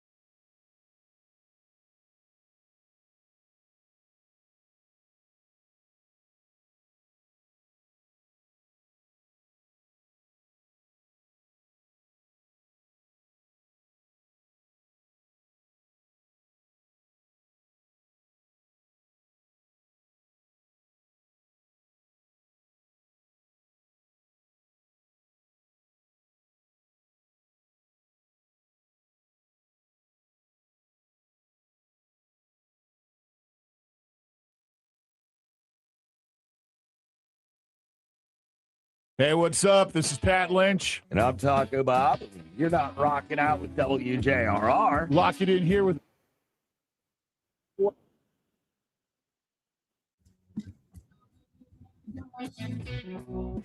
The purge of the Dolphin roster continues. What else we got, Chris? So Tyreek Hill is gone, Bradley Chubb is gone, and now they just released a veteran offensive lineman. A lot going down in Miami. Yeah, we talked about last segment for the Dolphins are doing a massive rebuild. Get used to it if you're a Dolphin fan. A couple of quick things. First, I vote for the Big 12 Baseball Weekly Awards. Okay. Selected member of the media. Right, be jealous. So I just got the link and just voted. It's impossible to not vote for Player of the Week, the guy that hit 3 grand slams in one game, right? Yeah. Bryce Armstrong with Baylor hit 3 grand slams in Friday's Open. Right? You can't go, well, let me see if I can vote for something. No, you can't look past that one, right? You just got to. No, It's a no-brainer. You look for his name directly. Well, I voted twice. Because, you vote newcomer of the week, pitcher of the week, and player of the week, and he's a newcomer, so I got my vote for newcomer. Kind of a given. It should be a unanimous vote, you think, no? I don't know. Sometimes somebody votes for, like, in their market, whether the team they broadcast, you remember the media to vote for somebody like that. And while there were a couple of UCF players nominated for the awards, you hit 3 grand slams. Okay. By the way, this happened during no, you were working the game on Friday. Yeah. Somebody and UCF beat Siena 16-0, 13-1. Come to the plate with the bases loaded, right? And still be at the plate with the bases empty. Stop and think about it. With no outs recorded. Come to the plate with the bases loaded, still be at the plate with the bases empty. As Chris said, you're still at the plate. That's what wild pitches and pass balls will do when you're still at the plate and now the bases are empty. That's insane. Yeah. You're taking off the Siena baseball coach, Oh, and then someone else is taking the rap for you. hey, said we practiced 2 days out, though we didn't practice 2 days out. He's yelling at Austin Line to do the game Friday night. Relax, man. So, can I give you I just saw this Colorado, Georgia Tech. Chris Vanini at the Athletic reports Colorado, Georgia Tech has moved their football game to the opening game for ESPN on Thursday night. They'll play Thursday, September 3rd, okay? This is Colorado's schedule. At Georgia Tech. Okay, got to go to Bobby Dodd Stadium, and they'll have to find a new quarterback because the guy they thought is now in Florida. Okay. Then home for Weber State, then at Northwestern, and at Baylor. Okay? Chris, this is where Deion could lose the grip that he still has kind of on Colorado's fan base and the media, although it's getting a little bit old and a few former Colorado players have criticized him. Lose to Georgia Tech.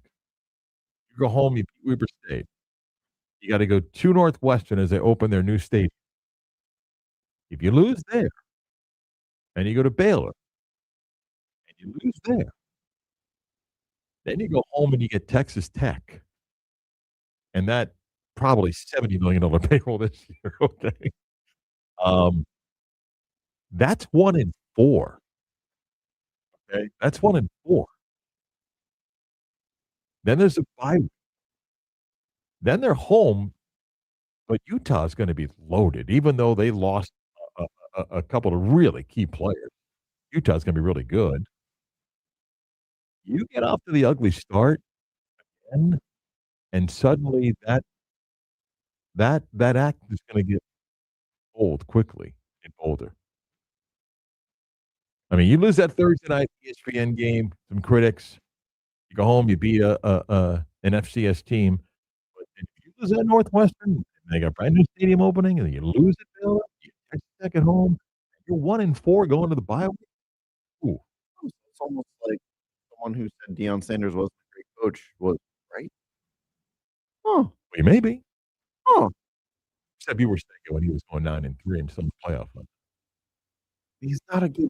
Okay, I'm telling you that this is where he may begin to lose that support with the AD change, the guy that gave him everything. Their schedule is such that it could be really, really quickly spinning it away by the time September ends for them on coming season. I mean that could be 1-4. Now maybe they win at Northwestern, maybe they win at Georgia Tech, but it could be 1-4 also. Eesh. Are we so sure that they could beat Weber State? I'm giving it to them, but yeah, could be really, really rough start for them. Come back and put a wrap on the Monday show. Tell you about tomorrow's program next.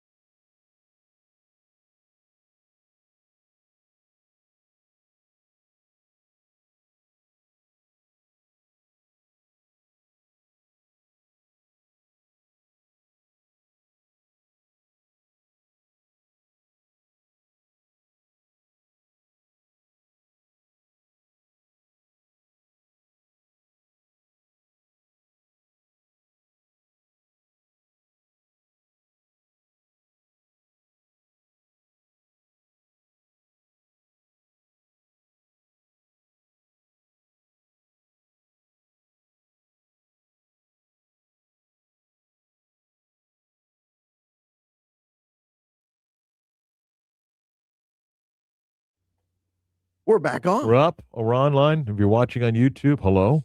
Hello. We're gonna at 12:00 do a little overtime. Do a little overtime on here. So if you have any questions, fire away questions.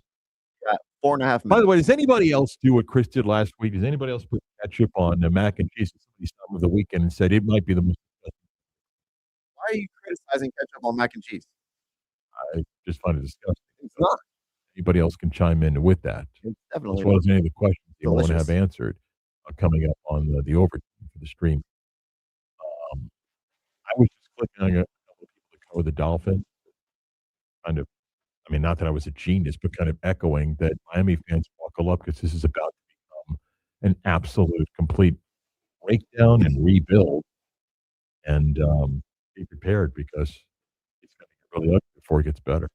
Yep. I mean, their cap situation's not good. But And what with- makes it harder, like we're saying on air, okay? What makes it harder is it's one thing if the Dolphins, like 3 years ago, were in a divisional playoff game or in the AFC Championship game. But because it's been so long without a postseason win, it like when the Magic rebuilt, they were shortly removed to the NBA Finals. right. You at least had that run. With the Dolphins, they've been terrible. That makes it harder.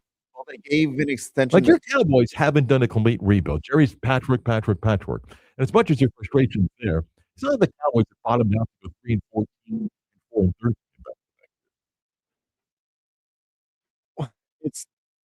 It all comes down to Tua. It comes down to quarterback play. You gave Tua the huge extension when. I mean, what did he prove? By the way, this is nice sweetened water. Everybody's wondering, good God, is that a bottle that he's Attaboy. urinating in or something? Drinking some bourbon. Yeah. 10 o'clock in the morning. Yeah, right.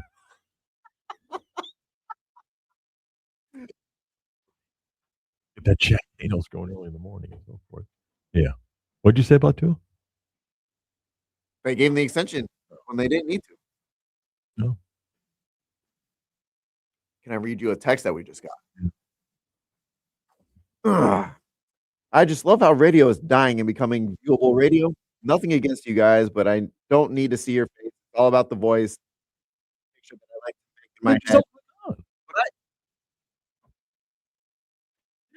It, It's just another option. but no, it kind of goes to the I NBA. don't want to see my face either.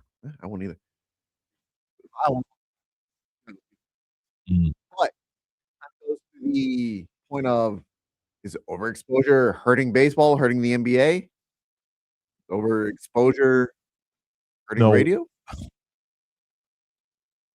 Well, you could look at it as a radio show. I'm just telling you, the industry now looks at it that we do a sports show, or that we do a show that airs between broadcasts at the 9:30 to noon.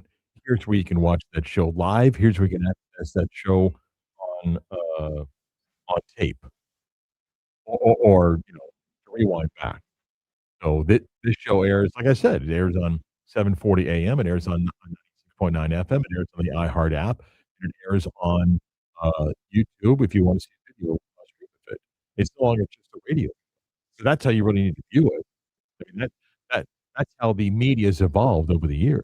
Can I give you your new nickname, courtesy of one of our YouTube listeners? Other than handsome, I don't know if I want to hear it.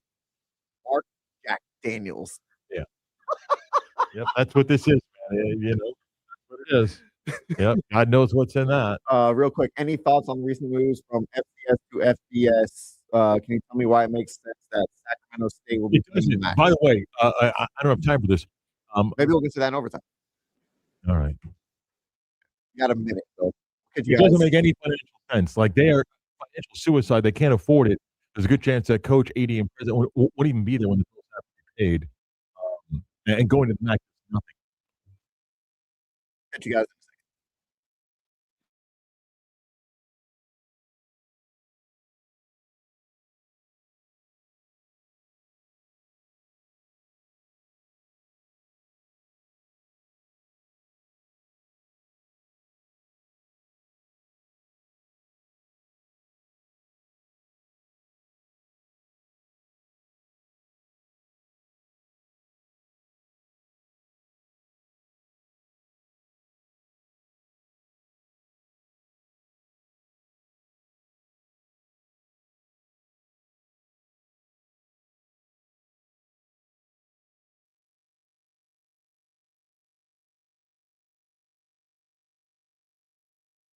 Time for the latest news, gossip, trends, and off-the-wall stories. Trends.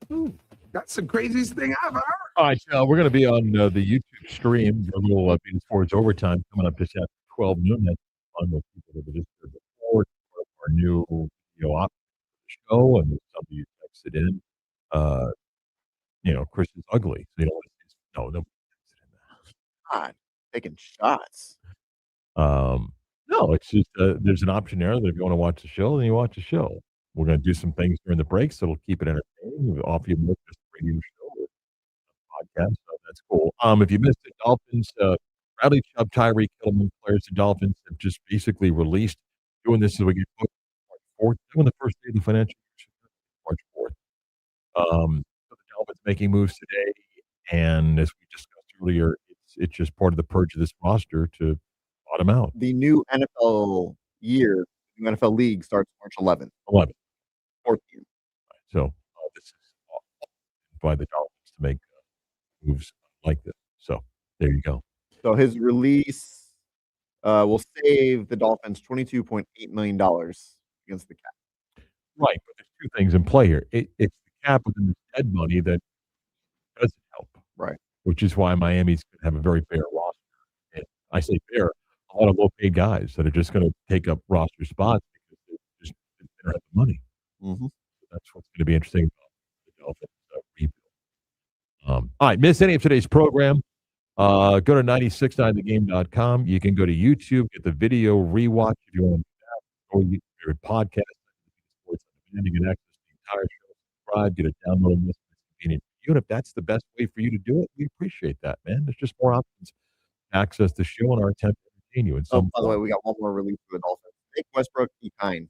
Also gone.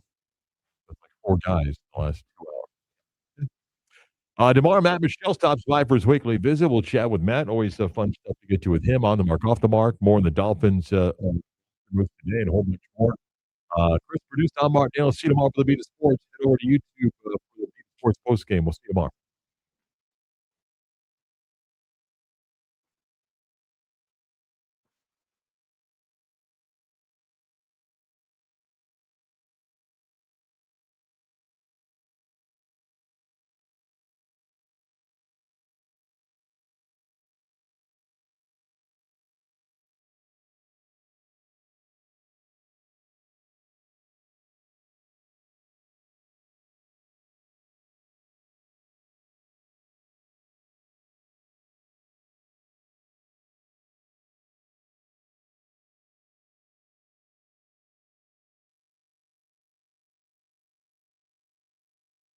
And we're back. We're back. We're back. Okay. Welcome to the Beat of Sports overtime on YouTube. Hang on.